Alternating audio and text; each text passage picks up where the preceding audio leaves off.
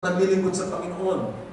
Serving as overseers, not because you must, but because you are willing.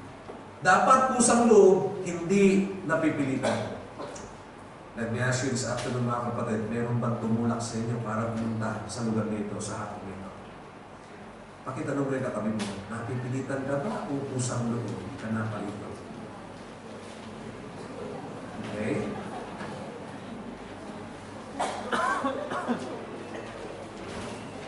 Tinula ka ba ng asawa mo? Nilating mo ka ba para lumabas ka ng bahay? Diba? There was a guy a soldier who lost her arm sa isang laban sa Malawi. And when the president visited the place, the president was so overwhelmed by the suffering of the guy, and yet the soldier still stood up and made a salute kahit na yung kanyang isang arm naputol dahil sa ligmaan. And the president said, no need. You have already lose your arm. It's okay for you to sit down. But the guy said, no sir, I did not lose it. I gave it away. Malaki pong pagkakaiba yung isang bagay na sinasabi niya. He gave it away freely and willingly. Kaya meron pong kasabihan, where the willingness is great, the difficulties becomes less. Diba? Ito naman. Kahit gaano kahirap yung isang bagay, kapag kusang loob mo ginagawa, hindi nagiging mahirap, kundi nagiging madali. So when we serve, it must be out of personal desire and willingness rather than duty. And that will definitely please our God. The second thing that we're going to learn from Peter is that the service that is pleasing is done not to get, but to give. Not to get, but to give. Again, the praise after the passage, serve as an overseer, not greedy for money, but eager to serve. Not greedy for money, but eager to serve.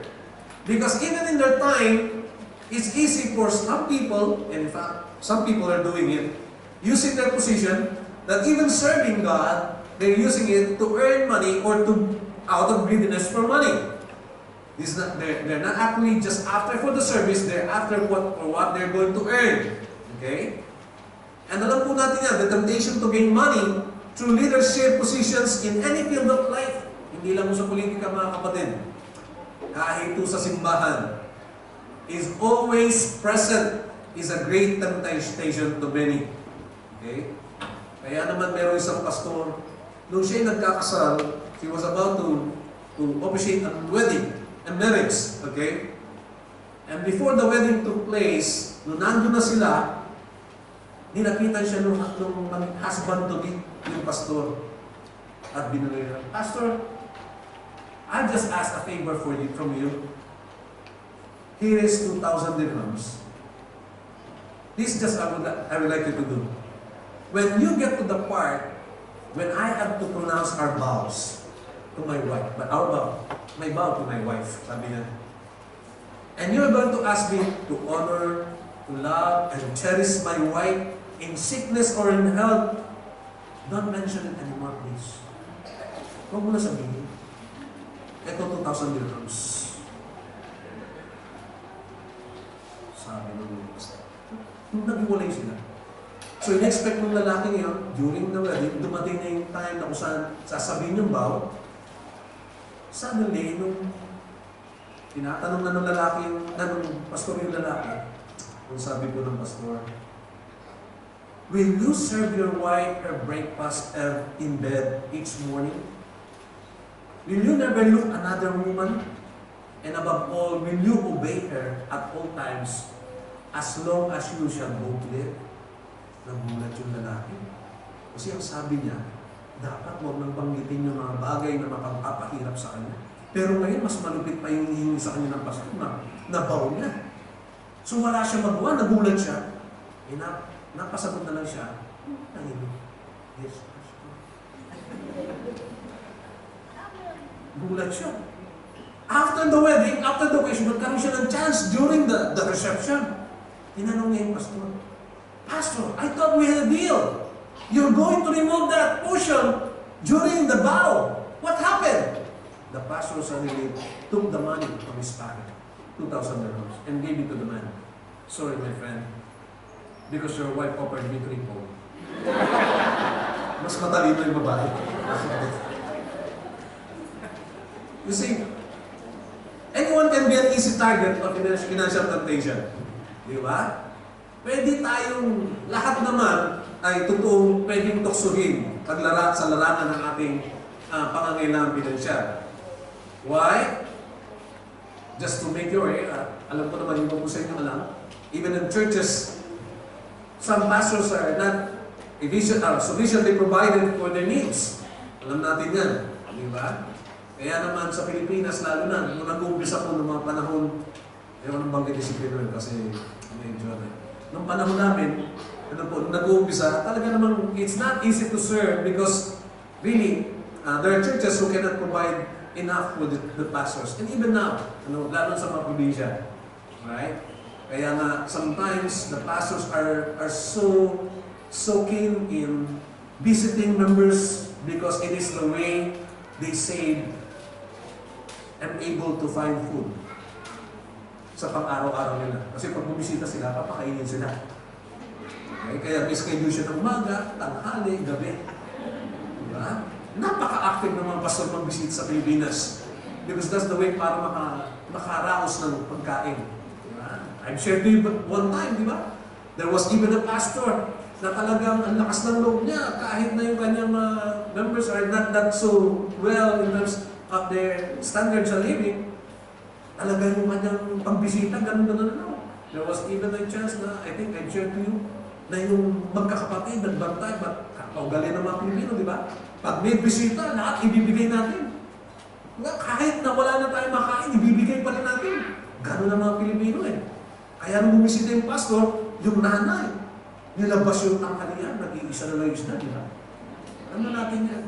At yung mga anak, pinalis niya. Doon kayo sa loob, may bisita tayo, si pastor, kakain siya. Pero nasa loob, nagbabantay yung mga bata. Ano makita nila? Binaligtad na! Bakit? Inaasali na may mga abutan pa sila doon sa isda. Yung isang isda na kakainin nila, ay binaligtad na ni pastor. Ibig sabihin, mauubusan sila. Kawawa naman eh. Diba? Sometimes, it's really, their needs are not sufficiently provided.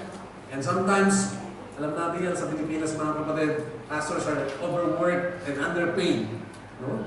Alam niyo ba, trabaho ng pastor is trabahong jack of all trades. Kailangan preacher ka, administrator ka, okay? Babysitter ka, lahat na siguro pagsama-samahin mo na. Okay? And I'll explain to you why later on. But that's why they're called overworked but underpaid.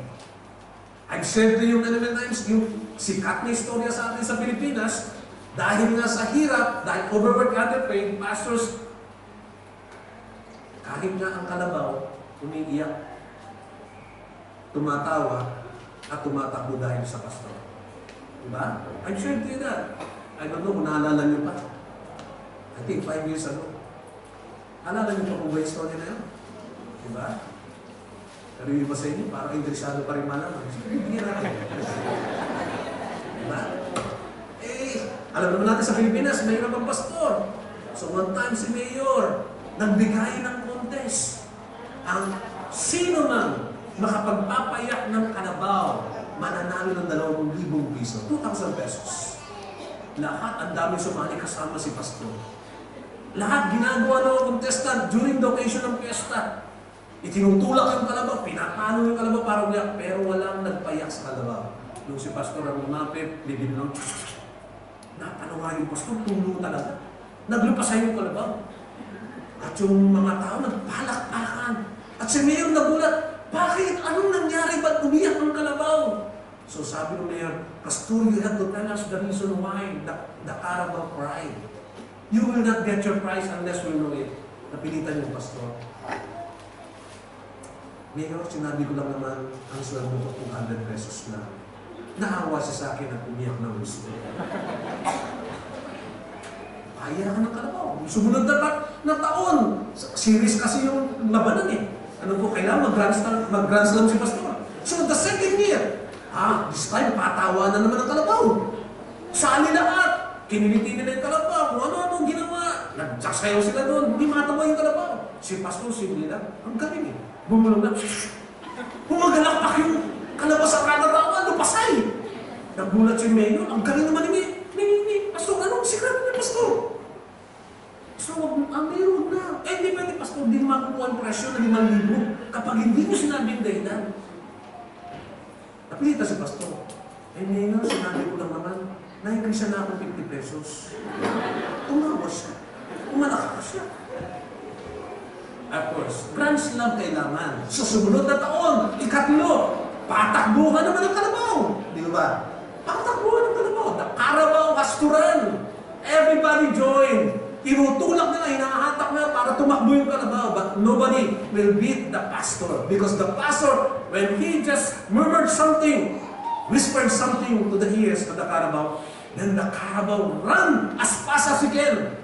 And when the mayor asked, Pastor, ano ba talaga ang sikreto mo? Ba't ang galing mo? Ano bang narinig nung kalabaw sa'yo? Sinabi ko lang, Mayor, gusto mo ba magpastor?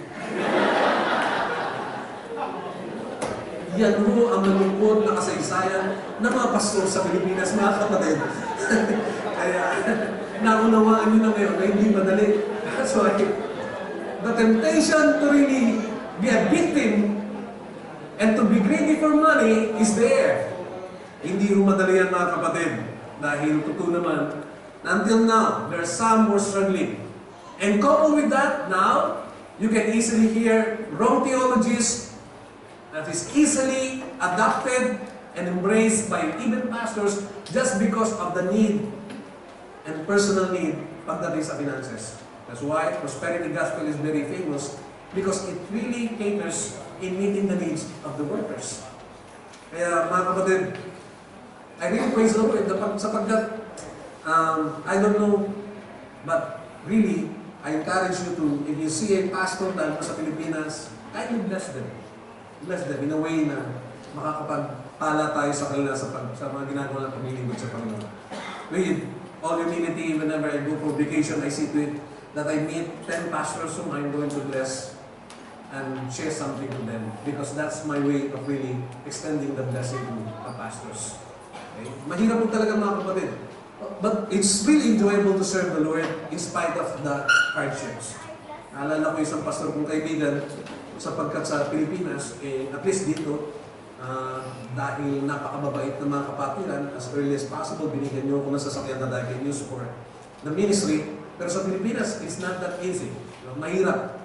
Yung isa kong pastor na kayo kasama sa Bataan, talagang ginawa nga para magkaroon na siya sa sasakyan. Bumili ko siya ng isang Toyota Corolla na yung malapad. Yan, malapad. So one time, madalas po siya na talagang tumutulong. But there was a time na yung kanyang member sa isang baryo happens to be hospitalized and in a critical condition. Okay? So, he was informed that the member was already in the hospital in a critical condition. So what did the pastor do is that he went dun sa mga relatives, pumunta siya dun sa baryo. Nung dumarating siya mga kapatid, yung pamilya nung kamag-anak, nag-iyakan ako ng gusto. Iyakan ng gusto. Pati yung kanilang komunidad. Nagulat sila. Alam niyo kung bakit? Kasi sabi ng komunidad, kala ko ba, nasa ospital lang, ba't may punerarya na? Yung sasakyan ko ng pastor ay parang pang punerarya mga kapatid. Kaya natakot ko yung mga tao. Grabe, iba ko talaga. Iba talaga sa Pilipinas, marami pa po kami istorya ganyan na talaga namang iba, kakaiba talaga. Pero, this is a reminder. Serving the Lord should be not for us to get something, but to give unto the Lord. Amen po ba? Okay? So, pag kayo naglilingkod mga kapatid, do not expect for something, always to give something to the Lord. But lastly, mabilis lang po ito. Our service is pleasing when it is done, not by dominating, but by demonstrating. Sabi ni Peter, not lording it over those entrusted to you, but being examples to the flock. Sabi ni Peter po yan, not lording it over. The word for lording it over in our time today is not being bossy, but rather be an example to your flock. Ito rin po ang ayaw ng Panginoon Kristo kahit doon sa mga religious leaders in His time. Katulad ng mga Pariseo. Why? Because of their spiritual authority, it became na para bang sila yung boss at sila ba talaga yung dapat na nasusunod sa lahat ng bagay to the point that they're manipulating people. Okay? Kaya sabi ni Jesus Christ to the Pharisees, Jesus said, you know that the rulers of the Gentiles lord it over them, and their high officials exercise authority over them. Not so with you. Instead, whoever wants to become great among you must be your servant. And whoever wants to be first must be your slave. Just as the Son of Man did not come to be served, but to serve and to give His life as a ransom for many. Ito po yung sabi ng Panginoon Kristo sa mga disciples. Yung mga Pariseo, because of their authority as a religious leader, they are standing up and posturing themselves as boss. And they are lording it over. Ibig sabihin, sila yung nagdidikta, sila yung nagdodomina. Meron po malaking pagkaiba, mga kapatid, yung tinatawag nating boss at leader. What's the difference between a boss and a leader? Again, a guy who happens to be, who owns the world's largest department stores in London by the name of Gordon Selfridge. Okay? He achieved success by being a leader, not being a boss. At ito sabi niya. Sabi niya, what's the difference between a boss and a leader? The boss drives his men, the leader coaches them. The boss depends upon authority, the leader on goodwill. The boss inspires fear, the leader inspires enthusiasm. The boss says I, the leader says we. Ito naman po yan. Ang boss, ihiwalay niya yung kanyang sarili na pag nagkamali, pero ang leader, lagi na sasabihin, tayo, it's our responsibility, magkakasama tayo. The boss fixes the blame for the breakdown, the leader fixes the breakdown. The boss knows how it's done, the leader shows how. The boss says go, the leader says let's go. Yan po yung pinagkaiba ng isang boss at leader. And Jesus doesn't want us to be like boss who will dominate people and exercise authority over others just because we have the authority. Pwede mo bang pakitanong yung katabi mo? Are you a boss or a leader? Isa ka bang boss? Sa inyong bahay, hindi na mag-asawa, are you a boss or a leader? Okay? Malinaw po yan, sabi ng Panginoon. Not lording over. You see, pleasing service is carried out by setting an example. Ito pong pagkakaiba, mga kapatid. While the context of the church, merong pagkakatulad sa labas when managing and administratively, pero merong pinagkaiba.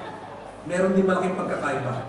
Inside the church, a leader should be an example first before exercising authority. But outside, everything is authority. That's why if you are not going to obey, cancel visa ka na. Wala ka ng trabaho. But in the church, it is through example. You effectively lead by your example. Mga kapatid, huwag po tayo magkamali. That's why a leader, that's why for me, leader is not being voted upon. It should be appointed and seen according to his example, his life. Malinaw po yan eh. Hindi yan katulad sa mundo. Kung sino yung may pera, kung sino yung matalino, kung sino yung kilala, they will be put into that position. No. Because in the church and serving the Lord, it must be through the life of the leader. Okay? Sabi ni Peter, be an example to the flock. Be an example to the flock. Because people follow what you've said as an example. Yung atin pong, some of you, many of you, here, who started this church, you've seen the journey of this church. Halimbawa na lang po, in the way we're singing, in the way our music is being done. Now, let me ask you, would you say that we are better today than before? Or pareho lang? I have seen it really growing and excelling in terms of our music. Today, we praise the Lord for the life of our praise and worship team. Marami po sila. Because now they're growing, and our principle is always, whatever you do in front, that will be followed by the people down on the stage. It is always setting the example. Okay? Because you cannot lead a person to a place that you have not gone through. Hindi mo pwedeng pangunahan ng tao sa lugar na hindi mo pa napupuntahan. You can only lead a person to the place na naroon ka na, nakapunta ka na. So how can you worship or lead others to worship if you yourself is not a worshiper? That is always the case. It must be set through an example. Ganon din po yung mga kapatid. Even in our families. Okay? How can we lead our children to be fearful to the Lord? Magkaroon ng takot sa Panginoon kung hindi na nakikita may takot tayo sa Panginoon. I always give this a challenge. Maraming magulang would ask my help to dedicate their children, but they're not ready for the responsibility. Pag tinanong mo na sila, are you willing to really lead your child to the Lord? Because this is what means dedication means. They thought dedication is just a ceremony, something, an event that has to be done in order to observe a tradition. No, it's not. It is actually the commitment of the parents to lead their children in the fear of the Lord. Kahit na anong ceremonies pang gawin mo, kahit sa pinakamagandang lugar mo pag gawin isang activity, except you know the very principle and purpose of what you're doing, that means nothing. So if you want to lead your children to grow in the fear of the Lord, it should start from you. Bakit? Again, Deuteronomy chapter 6 verse 4, sabi ng Lord, love the Lord your God with all your heart, mind, soul, and strength. This commandment must be in your heart. Sabi niya sa Israelita, itong utas na ito sa inyo, dapat isa puso ninyo. Ang inutusan niya ay mga magulang. And the next command is, impress them to your children. You cannot impress something that is not in your life. Amen po ba? They thought, pwedeng gawin yung isang bagay kahit wala sa kanila. Mahirap po yan. In fact, children will look at us whether we are true and sincere in what we are trying to ask them to follow and obey. Amen po ba? Kaya minsan, natatawa na yung mga bata pag nakikita nila, iba yung sinasabi ng tatay sa ginagawa niya. Why? Because they know. They will follow what we are doing rather what we're saying. So, you want our children to grow in the fear of the Lord? Lead them by your life, setting as an example. Ladies and gentlemen, serving the Lord is not just doing activities like this. More than to what we are doing is the life that is changed. Yung buhay ko ba na bago? Yung iba sa atin dito mga kapatid, medyo sometimes nagsasawa ng pakinggan si pastor kung paano maglaro ng basketball. You know why? You know why until now playing basketball kahit dapat Justin na lang ang nilalaro? Because I want to show to our players and our members how to play basketball sa paligid at sa labas. Iba po yung laro doon mga kapatid. Masakit, magulo. But how do a Christian play basketball? In such a way, makita yung totoong Kristiyano sa buhay nila. Will you be like them? I will not stop doing that because that is the way to be done. In the same way sa lahat ng area ng buhay natin mga kapatid, you want somebody to follow? Show it with your life. Show it with your life. Kaya sabi ni Peter, be an example to the flock. One time I thought, nagturo po ako sa Perkania and I said, if you're going to share something, a word, let it be something that had happened first in your life. Yun naranasan nyo muna. You know why? Because that gives you, again, a moral authority to teach on that area where you have experience. And if not, then be honest. Hindi naman po ibig sabihin that leaders will always be perfect. Hindi po, mga kapatid. Pero maganda sa totoong leaders, sa totoong naglilingkod, even in their failures, they can be an example of repentance. Do they easily recognize their error and repent? Hindi yung perfection ang hinahanap ng Lord when it comes to leading. Leaders can only also do mistakes. Magkakamali po yan. Okay? Kasi nga po, absent si perfecto sa simbahan. Ang tanging perfecto ay ang Panginoon. Where every one of us are still on the process of growing, being made into the likeness of the Lord Jesus Christ. So, that you can still be an example in spite of those failures, as long as they see that you're willing to repent and recognize your error. Mas masarap po tingnan yan, mga kapatid. Nagkamali ka, and yet you immediately recognize it and repented. Amen po ba? Kaysa naman yung posture mo, na lahat lagi kang magaling, pero pagdating na pagkakamali, mahirap kang tumanggap. You see, there's always a big room for failures, but also for correction and forgiveness in a family like this as a church. And I encourage you this afternoon, mga kapatid sa Panginoon, pursue what the Apostle Peter is telling us. Be an example, not only to your family, but also to the unbelievers, to your co-workers outside. Paano ka ba magtrabaho bilang Kristiyano? Nakikita ka ba nila yung joy sa puso mo? O araw-araw para bang Biyernes Santo? Ang hirap at para bang you're just doing your work out of duty, not anymore loving it and enjoying it. You see, they will see the difference. You want a service that is pleasing to the Lord? It should be done not out of duty, but out of desire.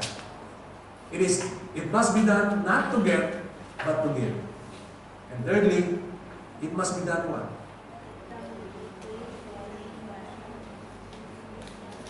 By demonstrating, not by domination. Let this morning's be an encouragement to us. A person can make his life count just like the Lord Jesus Christ if he renders a pleasing service to the Lord. God bless you all.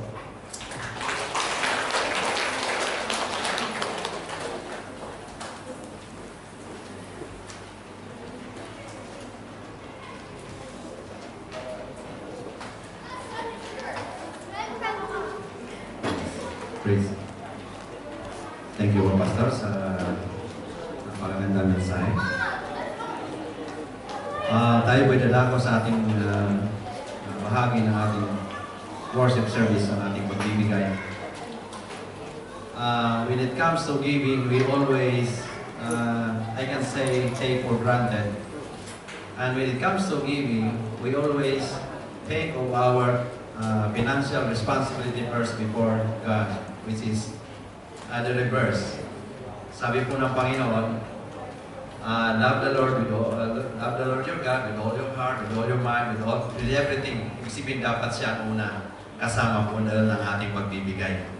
Sabi nga niya sa Matthew 6:8, don't be like them because your Father knows the things you need before you ask. Ibig sabihin, ang lahat ng pangyayarí, minsan naisip natin, Lord, Pasko ngayon, paano ba, pwede bang mag-skip ako ng sa aking giving? Diba? So it's just same like, parang sinabi rin natin na hindi tayo nagtitiwala sa Panginoon dahil ang sabi niya, lahat ng pangangailangan niya, kahit pangangailangan sa Pasko, ay alam niya. So don't be like them, sabi ng Panginoon. Dahil lahat ng nasa isip pa lang natin, na pangangailangan, alam na niya. So, dapat una po ang Panginoon sa pagbibigay.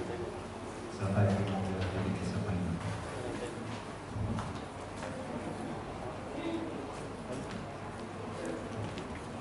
Marka niya po.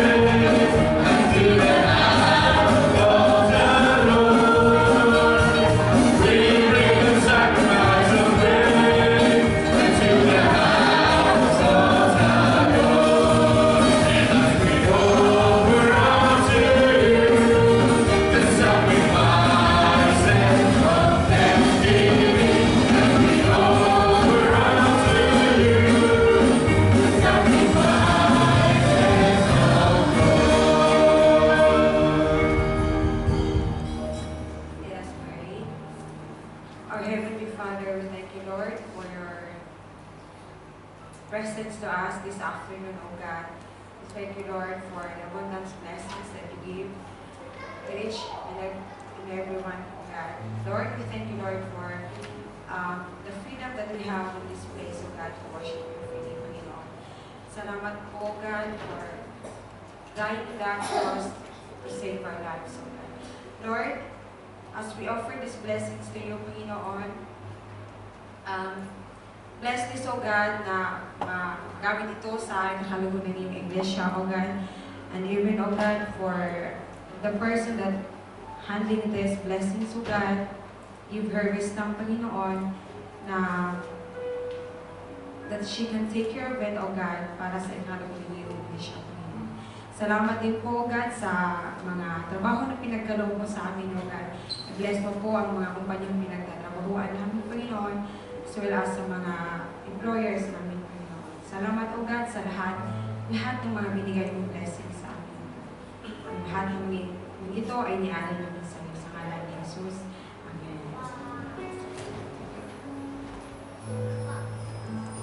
Thank you, Sister Angie and Sister Beng. Alright, praise God, may mga bisita po tayo sa hapon ito. Welcome po sa Filipino Evangelical Christian Church, si Nanay Bineng. Ang nanay po natin, Chris. Sige pa kayo. Welcome po. And also welcome to Carissa Jane Fabrigo. Welcome po sa ating church. Don't be surprised if somebody will approach you for further information about the church and to welcome you also. So welcome ulit. Announcement po, serving next week, ang ating presider si Brother Adrian, ang ating song leader si Sister Sandra, Tithes and Offering, Marvin and Dina, and preacher and intercessor ay si Brother Arya, Sister Anna, and Sister Jessa. Fellowship in church today ay Altoba, and next week will be Marcania G Group. So prayer and prayer meeting again. I'm inviting everyone para ma-attend din sa prayer meeting. Si Ate Rose po ating presider at ating devotion ay si Brother Maloy.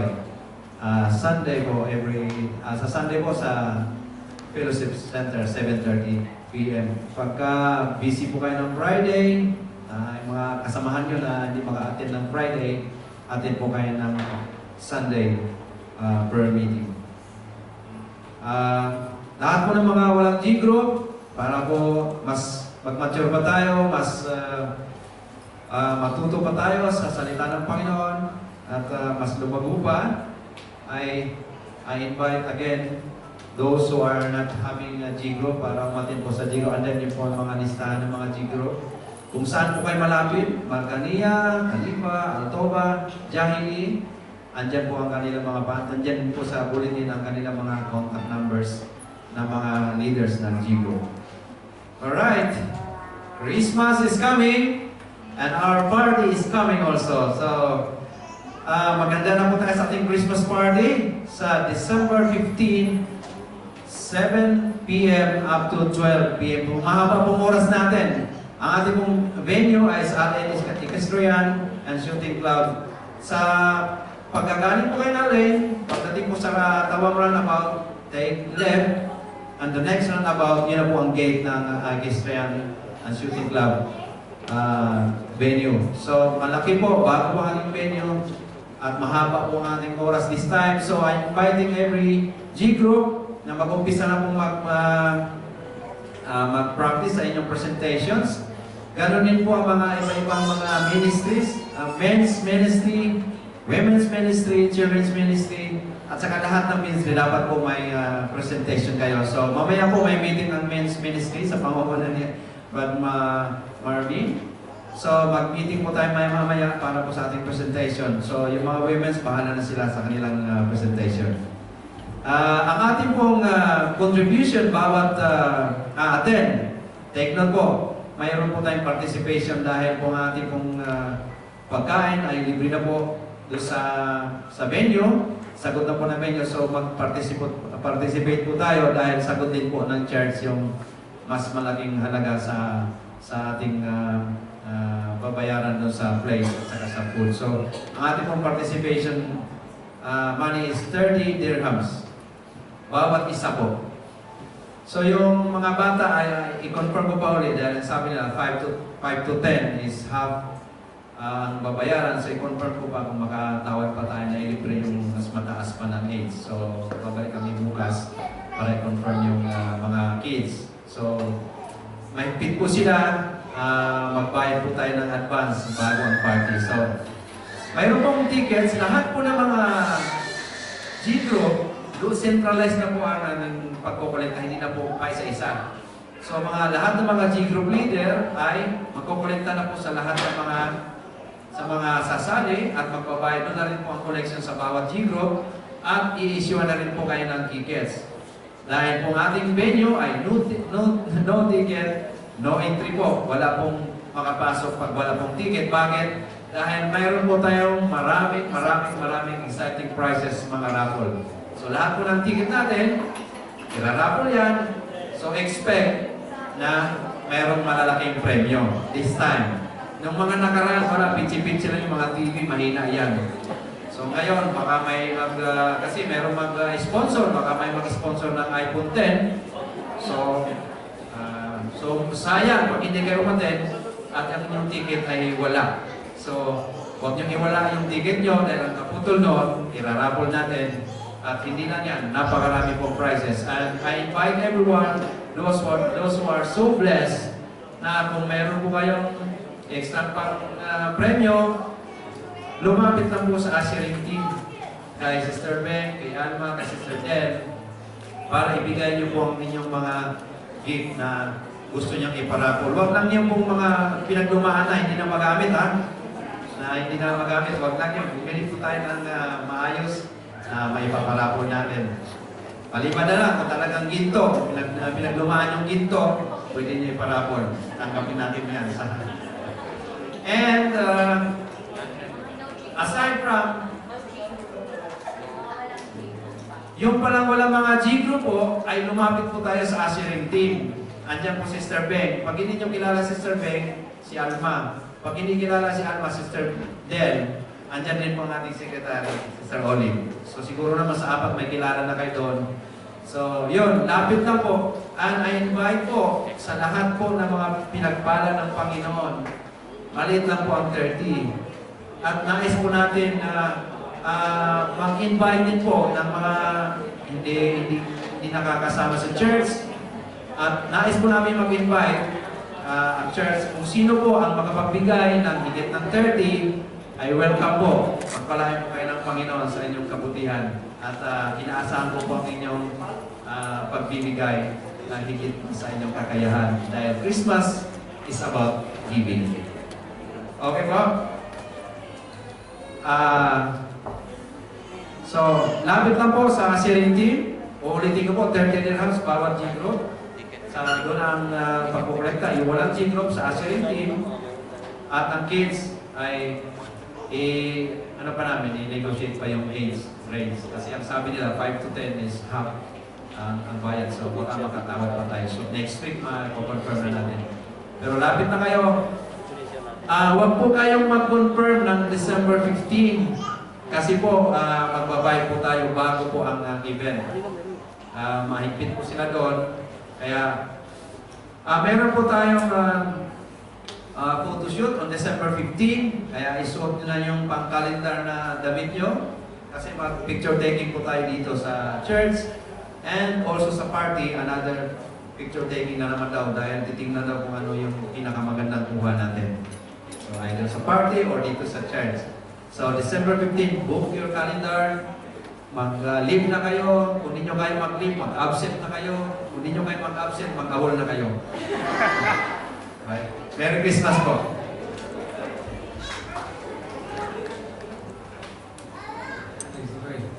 Bago po tayo manalangin, I'll be requesting yung ating mga council members for just recognition. Pwede po ba tumayo sa ating kalagitnaan, yung ating mga council members?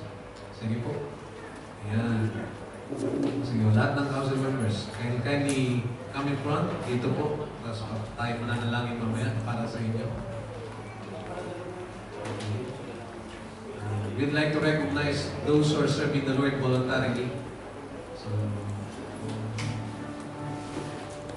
okay.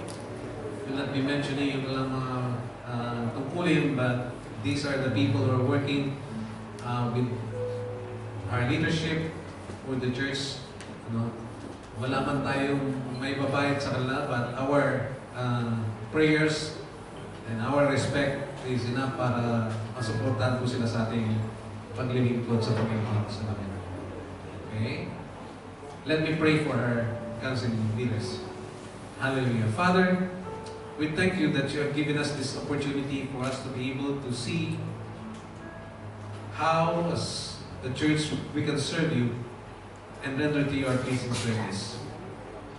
We thank you that you have called some people who work voluntarily and exert another time and commitment that they can offer so that they can support the work of the church. We are thankful for the life of each one of them, the people before us right now, who are serving in different ways. We ask right now in the name of the Lord Jesus Christ that you're going to bless them.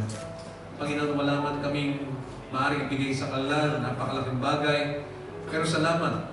Alam namin yung promise and our chief shepherd will appear sa darating na panahon, Panginoon, will reward each one of them, God. And so I ask, God, that you will be with them and continue to work through their lives, of God. And we receive the challenge this afternoon on how we are going to render our service to you. Let them serve, O God, out of their willingness in obedience to you, dahil mahal ka po nila, Panginoon.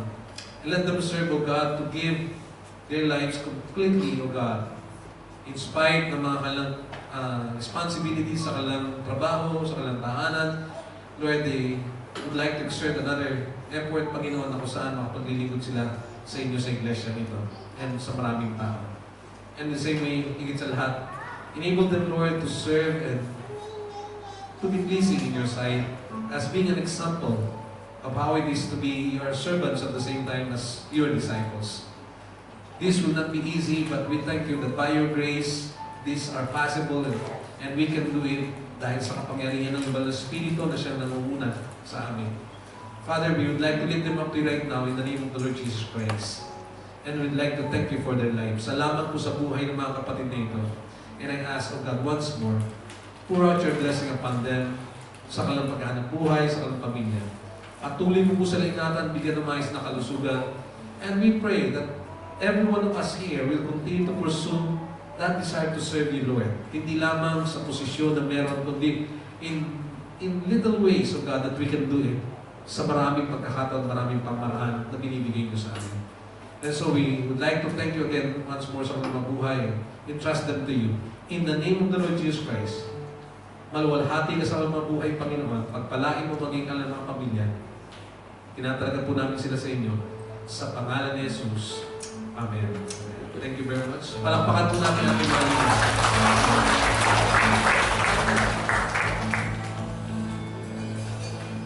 Hilingin ko po tayo lahat tayo tumayo. Tayo po ay magbawakas. And as we